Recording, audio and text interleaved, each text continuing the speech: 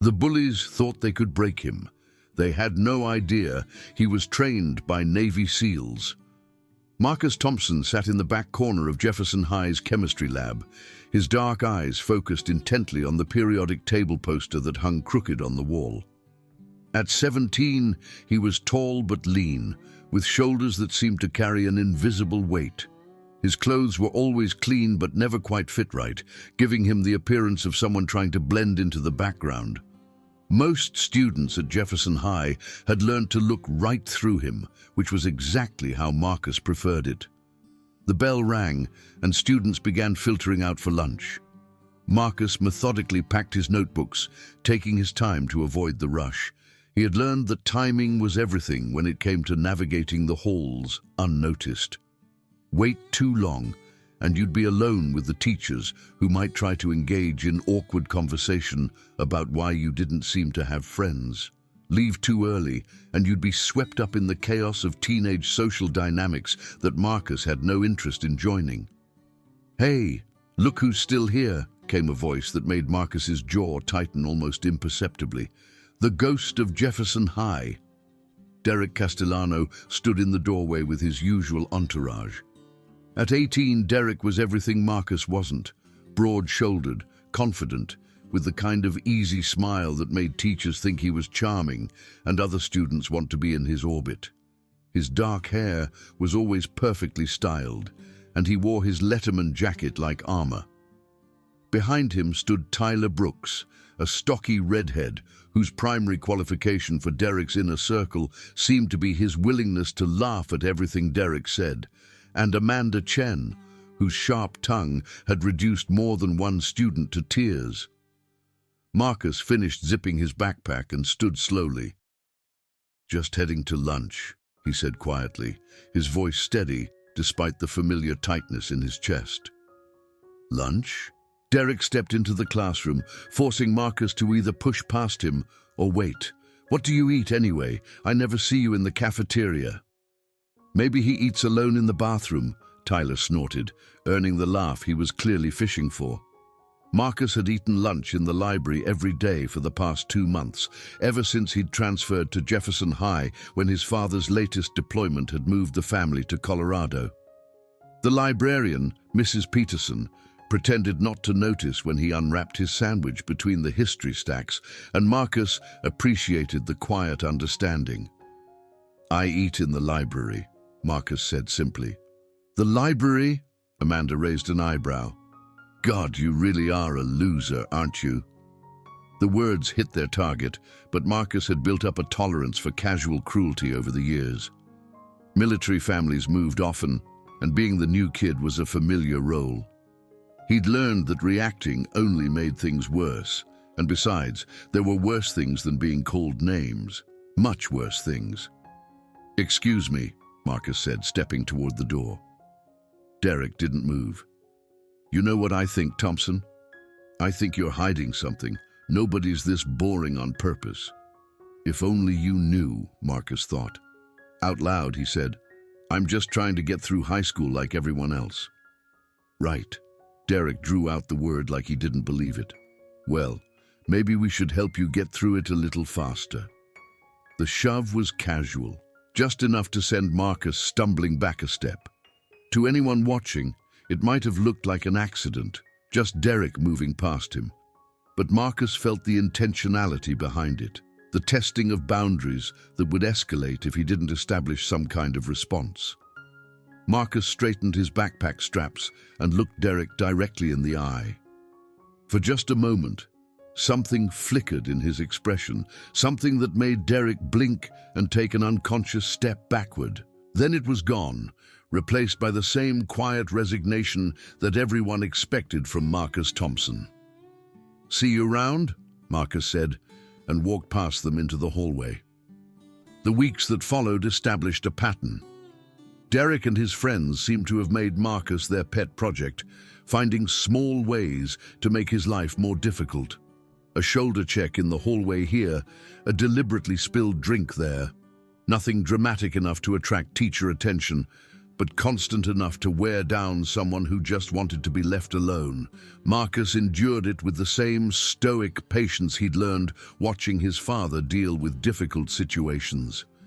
Captain James Thompson had served 3 tours in Afghanistan and 2 in Iraq, and he'd taught his son that sometimes the best response to provocation was no response at all. "Pick your battles," he'd always said, "and when you do pick one, make sure you're fighting for something that matters." The problem was, Marcus wasn't sure anything at Jefferson High mattered enough to fight for. The escalation came on a Tuesday afternoon in November. Marcus was walking to his last period physics class when Derek appeared beside him, matching his pace. "Thompson," Derek said conversationally, "I've been thinking about you." Marcus kept walking, his eyes straight ahead. "See, I've been trying to figure out your deal. New kid, keeps to himself, never causes trouble, but there's something about you that doesn't add up." They reached the stairwell, and Derek's friends materialized as if on cue. Tyler blocked the path ahead, while Amanda positioned herself to cut off any retreat. "I think," Derek continued, "you're afraid of us." Marcus stopped walking. "I'm not afraid of you." "No?" Derek's smile widened. "Then prove it." The dare hung in the air between them. Marcus could feel other students beginning to notice, forming the kind of loose circle that appeared whenever teenage drama promised to unfold. He saw faces he recognized from his classes, kids who'd never spoken to him, but were suddenly very interested in what he might do next. "I don't have anything to prove," Marcus said. "See, that's where you're wrong." Derek reached out and flicked the physics textbook from Marcus's hands. It hit the floor with a sharp crack that echoed through the stairwell. "I think you have everything to prove." Marcus looked down at his textbook, then back up at Derek. The smart play was to pick up the book and walk away, take the small humiliation and avoid whatever Derek was building toward. That's what he'd been doing for months, and it had worked well enough. But as Marcus bent to retrieve his book, Derek's foot came down on top of it. "Leave it," Derek said. Something shifted in Marcus's posture. It was subtle, a slight straightening of his spine, a barely perceptible change in the way he held his shoulders. But Derek, who had made a study of reading weakness in others, noticed it immediately. "Problem, Thompson." Marcus looked up from his crouched position, and for the second time, Derek saw something in the other boy's eyes that made him uncomfortable. It was gone quickly, but not before Derek felt an unexpected chill run down his spine. "No problem," Marcus said quietly. He waited until Derek lifted his foot, then picked up his textbook and walked away. But something had changed. The kids who'd gathered to watch whispered among themselves as they dispersed. Derek tried to recapture his confident swagger, but Tyler and Amanda both noticed he seemed rattled, and Marcus, walking to physics class with his textbook tucked under his arm, felt something stirring inside him that he'd kept carefully buried for months. It felt like his father's voice, heard across countless training sessions in their backyard. "Patience is a weapon, son, but so is knowing when to use it." The breaking point came 3 days later. Marcus was eating lunch in his usual spot between the biography and local history sections when he heard voices approaching the library. Mrs. Peterson had stepped out for her own lunch break, leaving the library empty except for Marcus and a few students working on computers near the front. "I still think he's hiding something," Derek's voice carried clearly in the quiet space. Marcus set down his sandwich and listened. They were in the main section now, probably looking for him. "Maybe he's just weird," Tyler's voice suggested. "Some people are just weird." "No, it's more than that." Derek sounded frustrated. "Did you see the way he looked at me yesterday? Like he wanted to... I don't know, like he was deciding something." They were getting closer. Marcus considered his options. The library had a back exit that led to the teacher parking lot, but using it would mean abandoning his lunch and his backpack. He could try to wait them out, but they seemed determined to find him. There he is. Amanda's voice carried a note of triumph. Marcus looked up to see all three of them rounding the corner into his section. Derek's expression was different today, less casually cruel and more purposefully aggressive. "Eating alone again, Thompson?" Derek asked, but there was no humor in it this time. Marcus carefully wrapped up his sandwich and put it back in his lunch bag. "Just finishing up." "No, don't leave on our account." Derek sat down across from Marcus at the small table. "We want to get to know you better." Tyler and Amanda flanked the table, cutting off easy escape routes. Marcus noticed that they'd positioned themselves so that anyone entering this section would have to walk past them first. "There's not much to know," Marcus said. "I don't believe that." Derek leaned forward. "See, I've been asking around about you. Nobody knows anything about your old school, your family, nothing. It's like you just appeared here one day." Marcus said nothing. "That's not normal, is it?" Derek continued. "Most people, when they transfer, they talk about where they came from. They try to make friends. They join clubs or sports teams. But not you. I'm just focused on my studies." "Bullshit." Derek's voice sharpened. "I think you're hiding something, and I think it's time we found out what." Derek reached across the table and grabbed Marcus's lunch bag. Before Marcus could protest, Derek had dumped the contents onto the table. A sandwich, an apple, a thermos, and a small photograph fell out. "What's this?" Derek picked up the photograph before Marcus could reach for it. Marcus felt his heart rate spike. "Give that back." "Oh, look at this." Derek held up the photo so Tyler and Amanda could see. "Is this your daddy, Thompson?" The photograph showed a younger Marcus standing next to a man in military dress uniform. Captain James Thompson looked exactly like what he was, a career military officer with the bearing and confidence that came from years of leadership in high-stakes situations. "Your dad's in the army?" Tyler asked. "Marines," Marcus said quietly, reaching for the photograph. Derek pulled it away. "A Marine, huh? So what, he's deployed or something?" Marcus's hands clenched into fists under the table. "He's stationed overseas." "That's why you moved here?" Amanda asked. "Because Daddy got shipped out?" "Something like that." Derek studied the photograph more closely. "You know what I think, Thompson? I think you're trying to be tough like Daddy. I think that's why you've got this whole quiet, mysterious act going on." "I'm not trying to be anything." "No?" Derek stood up suddenly, still holding the photograph. "Then you won't mind if I keep this for a while." Marcus stood up too, and for the first time since the confrontation began, Derek remembered why something about Marcus Thompson made him uneasy. Standing at his full height, Marcus was actually taller than Derek had realized. And there was something in the way he moved, controlled, balanced, like he was constantly aware of his body's position in space. "Give me the photograph," Marcus said. "Or what?" Derek challenged. "You'll call your daddy?" "Oh, wait, you can't. He's too busy playing soldier to take care of his son." The insult hit harder than any physical blow could have. Marcus felt years of careful self-control begin to crack. He thought about his father, somewhere in Syria right now, leading men and women in situations where split-second decisions meant life or death. He thought about the letters they exchanged, about the pride in his father's voice when he called to check on Marcus's grades. "Last chance," Marcus said, his voice dropping to something barely above a whisper. Derek heard the change in tone and felt that same uncomfortable chill from the stairwell. But he was committed now, with Tyler and Amanda watching, with his reputation on the line.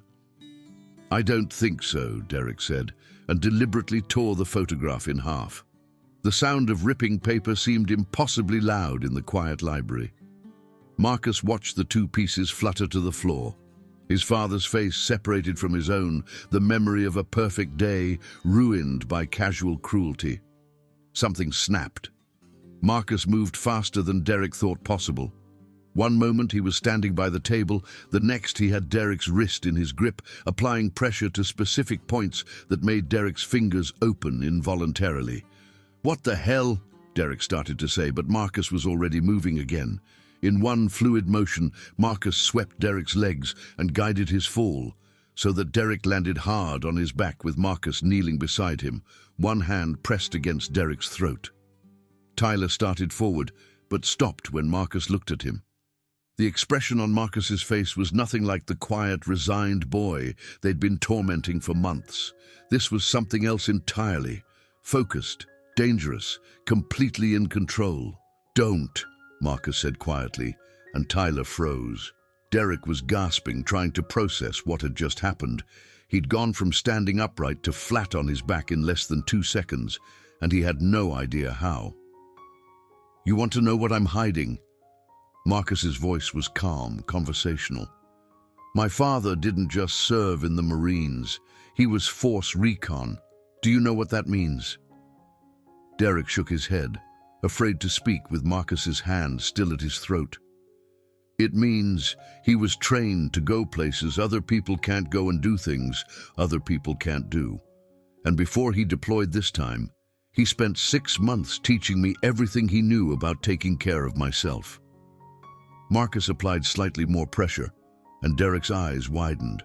Jiu-jitsu, boxing, knife fighting, firearms training, how to read people, how to control situations, how to end fights before they start. Marcus leaned closer. "The reason I don't fight, Derek, isn't because I can't. It's because I know exactly what would happen if I did." Amanda had backed away until she hit the bookshelf. Tyler was frozen in place, afraid to move. "You tore up a picture of my father," Marcus continued. "A man who's risking his life right now to protect people like you, people who don't deserve it." Derek tried to speak, but could only manage a strangled sound. "Here's what's going to happen," Marcus said. "You're going to leave me alone, all of you. You're going to stop looking for me, stop talking to me, stop thinking about me, because the next time you decide to test me, I won't be as patient as I was today." Marcus released Derek and stood up in one smooth motion. Derek rolled onto his side, coughing and rubbing his throat. "And Derek?" Marcus looked down at him. "If I ever see you bullying anyone else in this school, anyone at all, you and I are going to have a much longer conversation. Are we clear?" Derek nodded frantically. Marcus picked up the torn pieces of his photograph and walked out of the library, leaving Derek, Tyler, and Amanda in stunned silence. The news spread through Jefferson High like wildfire. By the end of the day, everyone knew that quiet Marcus Thompson had somehow put Derek Castellano on the ground without breaking a sweat. The details varied depending on who was telling the story. Some said Marcus had used martial arts, others claimed he'd threatened Derek with a knife. But everyone agreed on the core facts. Derek had started something he couldn't finish, and Marcus Thompson wasn't who they'd thought he was. Derek himself said nothing about what had happened. He couldn't explain how Marcus had moved so fast, couldn't describe the look in the other boy's eyes without sounding scared. So he stayed quiet and avoided Marcus completely. Tyler and Amanda followed Derek's lead, but they couldn't stop talking about it to other people. Within a week, Marcus had gained a reputation as someone you definitely didn't want to mess with. The change in how people treated Marcus was immediate and dramatic. Students who had barely noticed him before now made eye contact in the hallways. A few even nodded or said hello. Teachers seemed to see him differently too, as if his willingness to finally stand up for himself had made him more real to them. Marcus taped the torn photograph back together and kept it in his wallet. The repair was visible, a thin line running between him and his father, but somehow that seemed appropriate. Some things, once broken, couldn't be made exactly the same again, but they could still be meaningful. 2 weeks after the library incident, Marcus was surprised to find Derek waiting by his locker after school. "Thompson," Derek said, his voice uncertain. Marcus turned, his expression neutral. "Derek, I wanted to, Derek struggled with the words. What I did, with the picture, that was wrong. Marcus waited. I don't know why I did it. I guess I just... Derek shook his head. I wanted to get a reaction out of you. I thought you were weak. I know. Derek looked at Marcus for a long moment. You really could have hurt me, couldn't you? In the library. Yes. But you didn't. Marcus adjusted his backpack straps. No, I didn't. Why not? Marcus considered the question. Because hurting you wouldn't have solved anything. It would have just made me like you. The words stung, but Derek knew he deserved them. For what it's worth, I'm sorry. About your dad, about the picture, about all of it. Marcus nodded. Okay. Derek started to walk away, then turned back. Thompson, your dad would be proud of you. For how you handled it, I mean. Marcus watched Derek disappear into the crowd of students heading for the parking lot. Then he pulled out his phone and typed a quick message to his father. Had a good day at school today. Looking forward to your call tonight. The response came back within minutes. Proud of you, son. Always. Marcus smiled and headed home, walking taller than he had in months. He'd learned something important about himself in that library. Not just that he could defend himself when necessary, but that he could choose how to use that ability. Strength without wisdom was just violence, but strength with restraint, that was power. And sometimes, Marcus realized, the most powerful thing you could do was show someone exactly what you were capable of, then choose not to use it. That lesson, more than any fighting technique, was what his father had really been trying to teach him all along.